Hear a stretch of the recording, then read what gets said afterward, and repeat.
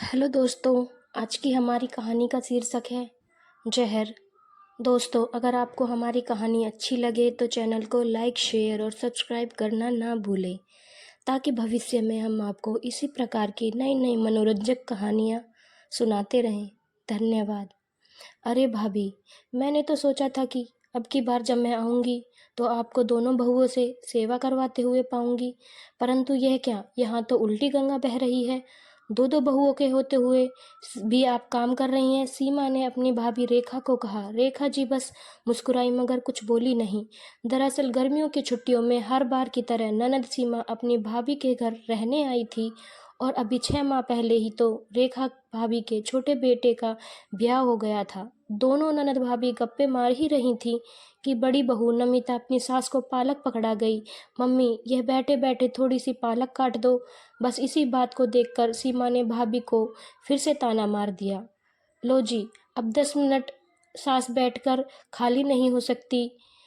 रेखा जी कुछ नहीं बोली, बस चुपचाप पालक काटने लगी।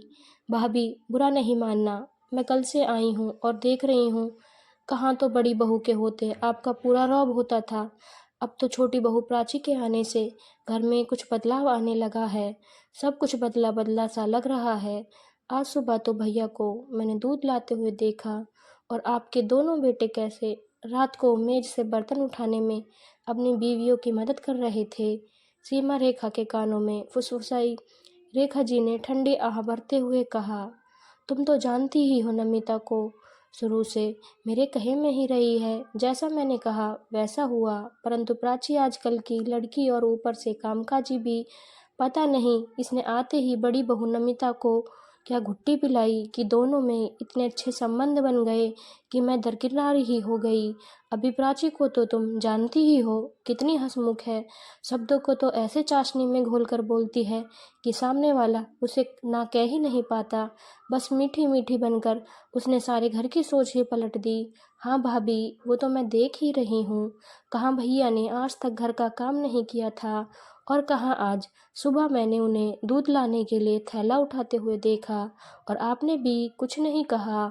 सीमा बोली, अरे वह तो प्राची ने ही आकर घर में सबको टोकना शुरू कर दिया कि सबको अपने अपने हिस्से का थोड़ा थोड़ा काम करना चाहिए। भाभी, ध्यान रखना, अभी तो बस बदलाव अच्छा लग रहा है, लेकिन इन दोनों बहुओं का प्यार देखकर तो लगता है कि कुछ दिनों में भैया और आपको एक कोने में कर देंगे और सारे घर पर आपका उनका राज हो जाएगा। आपको दो बहुओं को रखने की अकल नहीं आई। अरे कभी दो बहुओं को इतनी दोस्ती अच्छी नहीं होती। बहुओं में दोस्ती होते ही सास तो दरकिनार कर दी जाती है। यदि आपको अपना राज स्थापित करना है तो दोनों बहुओं में इतना प्यार अच्छा नहीं। कहते हुए सीमा ने रेखा जी के दिमाग में एक जहर घोल दिया। छोटी बात तो तू सही कह रही है, यह बदलाव तो मैं भी देख रही हूँ।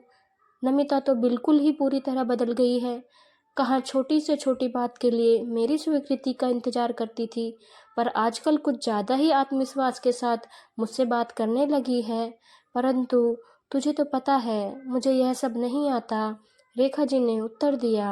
अरे आप चिंता नहीं करो भाभी, मैं हूँ ना, आपको बिल्कुल भी घबराने की ज़रूरत नहीं है।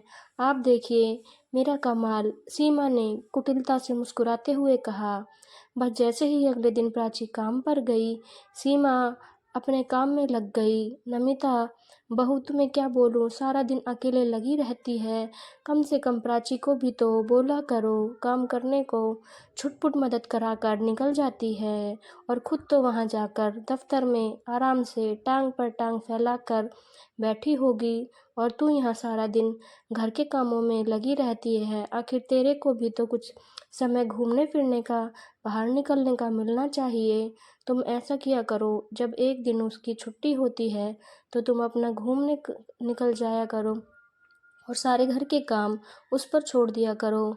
नहीं नहीं बुआ जी, ऐसा कुछ नहीं है, हम दोनों मिलकर काम कर लेते हैं और पहले भी तो सारा काम मैं खुद ही करती थी। कोई बात नहीं, मुस्कुराते हुए नमिता ने जवाब दिया।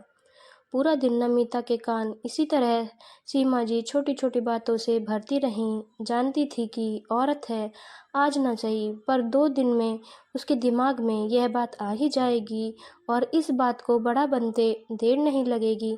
जैसे ही शाम को प्राची घर में घुसी और घुसते ही पर्स रखा अपने कमरे में फ्रेश होने चली गई तो फिर सीमा जी ने उसके कान भर दिए। देखो आ गई महारानी, अब उसको चाय भी दो और सब कुछ करो। अपने हिस्से का काम तो उसने घर के आदमियों को दे रखा है, तुम्हें तो अभी तक समझ ही नहीं आई।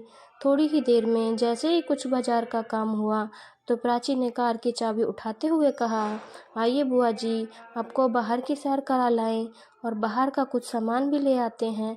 बस कार में मौका देखते ही सीमा जी नमिता के खिलाफ शुरू हो गई। सच बेटा, तू कितना काम करती है। नमिता तो बस घर का ही काम करती है, जिसमें तेरी सास और अब तो घर के आदमी भी मदद करवा देते हैं। बाहर और घर की दोहरी जिम्मेदारी में तू थक जाती होगी। आज नमिता भी मुझसे बातों ही बातों में कह रही थी कि प्राची के तो मज़े हैं, खुद तो रोज़ बाहर घूमने चली जाती है और मुझे देखो सारा दिन रसोई में खटती रहती हूँ। प्राची चुपचाप बुआ जी की बात सुनती रही मगर कुछ उत्तर नहीं दिया। रात को खाने की मेज़ पर जैसे ही सबका खाना ख़त्म हुआ तो प्राची बोली, मैं आपसे एक बात करना चाहती हूँ। सब प्राची की ओर देखने लगे। सीमा बुआ जी ने रेखा जी के कान में धीमे से कहा, अब यह महारानी कौन सा नया तीर छोड़ने वाली है। मम्मी पापा, आप मेरी बातों का बुरा मत मानना। बुआ जी इस घर की बेटी हैं और यह उनका मायका है, तो वह जितने दिन चाहें खुशी से रहें, परंतु हम देवरानी और जेठानी के रिश्ते में दरार डालने की कोशिश न करें। प्राची के यह कहते ही सीमा जी का रंग उड़ गया और उधर रेखा जी भी समझ गईं कि क्या बात है। बुआ जी, हम देवरानी जेठानी कम और दोस्त ज़्यादा हैं। अधिकतर घरों में इस रिश्ते में दरार पाई जाती है और इस कारण होता है आपस में विश्वास की कमी। हम दोनों एक दूसरे पर विश्वास है, इसलिए जो कुछ आज आपने दीदी को कहा या मुझे कहा वह पर्याप्त था। हमें यह जानने के लिए आप हम दोनों में दरार डलवाना चाहती हैं। पीछे का कारण तो मुझे नहीं पता, परंतु यह जान लीजिए कि फ़िलहाल इस जन्म में तो यह संभव नहीं, क्योंकि हमारे रिश्ते में विश्वास और दोस्ती कूट कूट कर भरी हुई है। हो सकता है आपको इस घर के बदलाव अच्छे न लगे हों, परंतु माँ आप ही देखिए ना कि पहले बाबूजी कुछ काम नहीं करते थे, सारा काम आपको और दीदी को करना पड़ता था, परंतु घर के मर्दों ने जब से काम में हाथ बटाना शुरू किया है तो हम औरतों को कितना अच्छा लगने लगा है और हम सब मिलकर एक साथ वक्त बिताते हैं।